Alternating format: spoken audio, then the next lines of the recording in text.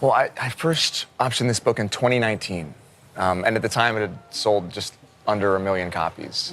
And I had Why never did read you read it? Yeah. Well, I just started Wayfair Studios, and at the time my book agent, shout out to Johanna Castillo, sent it to me. I think because of how intrusive media is these days, there's people care so much more about your personal life than they do your work, and if you aren't open with your personal life, then they just make it up. You know, it was also in perfect concert with when internet was dial-up. So he would take about 100,000 photos, and then at night he would get online on the dial-up and email them to everybody, and you'd have, and I'm not joking here, you'd have like 400 or 500 pictures of a blurry meatloaf. And it would take you know, the gross domestic output of most countries just to download all of these horrible files. I felt like, you know, this very much is Lily's story, and Lily's a person who leads with empathy, and in that she wants to understand why everybody is the way that they are, but that doesn't excuse anyone's behavior. And I think that once that's clear, that really. You know, you can have two things can be true. You can have Created in their mind, and you have millions of readers, and every person sees something a little bit different. So the fact that it was so overwhelmingly positive just really warmed my heart.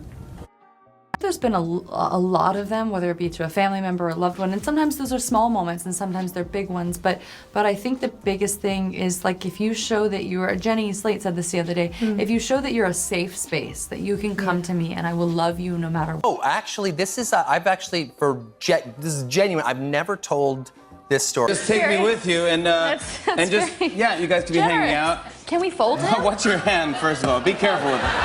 Oh, hey! Especially now. And I am trying to take this conversation of masculinity out of politics. And I think that's the only way forward, honestly. So all that to say, very grateful. And I've had the chance to listen and to watch you speak. Have any hesitations? To me, it was a no-brainer. Colleen just laid out such a beautiful and clear roadmap for Lily's journey. I completely understood why she made the decisions that she made. And it was really important to me to be able to bring to life a character who was both strong and vulnerable, who was both.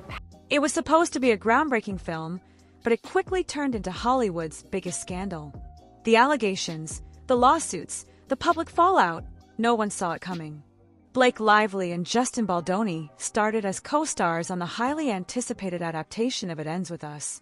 Now, they're locked in a bitter legal feud that's not only shaking their careers, but also raising questions about the very nature of power and accountability in the entertainment industry. What really happened on set? And what will the outcome of this battle mean for Hollywood's future? It started with excitement and high expectations. It Ends With Us, based on the best-selling novel by Colleen Hoover, was set to become a major cinematic event. Blake Lively, fresh off a string of critical and commercial successes, was cast in the lead role. Justin Baldoni, known not just for his on-screen charisma, but also for his thoughtful work behind the camera, took on dual roles as co-star and director. Fans were eager to see the two stars collaborate, and the industry buzzed with anticipation. But even as production kicked off, signs of discord began to emerge. Rumors swirled about creative differences between Lively and Baldoni. On-set sources whispered about heated discussions over scene direction, character portrayal, and even the film's promotional strategy. What seemed at first like routine artistic disagreements soon spiraled into something more serious. These early tensions would set the stage for what became one of the most talked-about disputes in recent Hollywood history. Blake Lively's accusations landed like a bombshell. She claimed that during filming, Baldoni had repeatedly crossed professional boundaries. Her legal filing described instances of inappropriate comments, unwelcome physical contact, and a pervasive atmosphere that she characterized as hostile. According to Lively, these incidents weren't isolated. They formed a pattern that left her feeling vulnerable and unprotected on set. The public was stunned. Lively's reputation as a poised and principled performer added weight to her allegations. Fans were quick to rally behind her, flooding social media with hashtags of support. But skeptics also emerged, questioning the timing of her claims and pointing out that the alleged misconduct hadn't surfaced until long after filming wrapped. This divide set the tone for the controversy that followed, as supporters and detractors took sides in what would become a bitterly contested narrative. Justin Baldoni didn't just deny the allegations, he fought back with legal force. His countersuit, filed against Lively, her husband Ryan Reynolds, and their publicist Leslie Sloan, alleged defamation, invasion of privacy, and even civil extortion. Baldoni argued that Lively's accusations were not only baseless but part of a calculated effort to damage his reputation.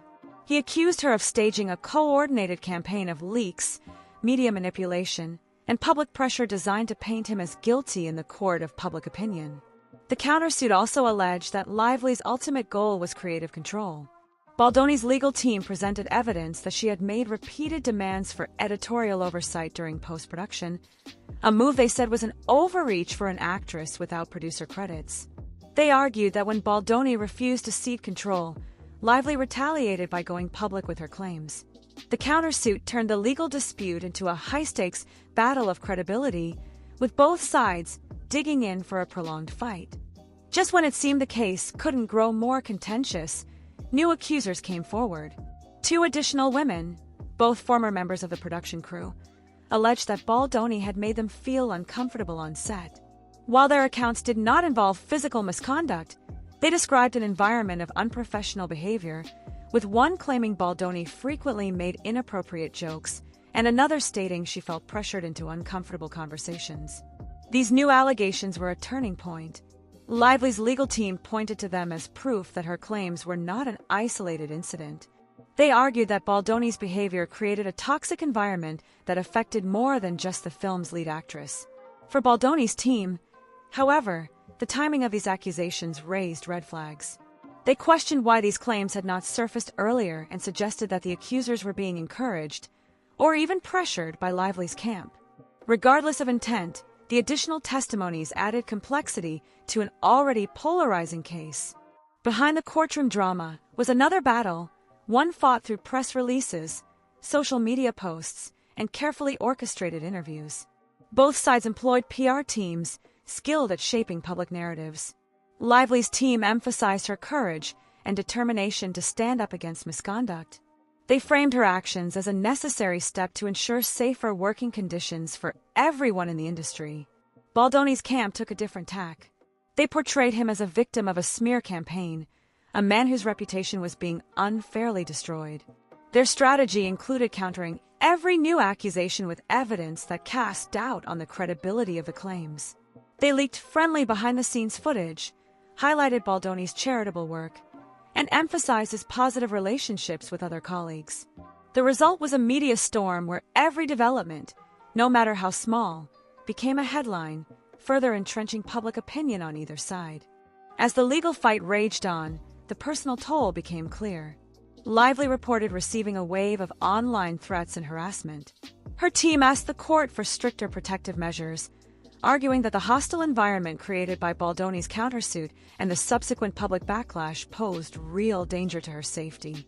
This request highlighted the darker side of high-profile legal battles, the intense scrutiny, the pressure from fans, and the difficulty of maintaining personal privacy. Baldoni also faced consequences. While his supporters continued to back him, some industry insiders began to distance themselves, wary of becoming entangled in the controversy.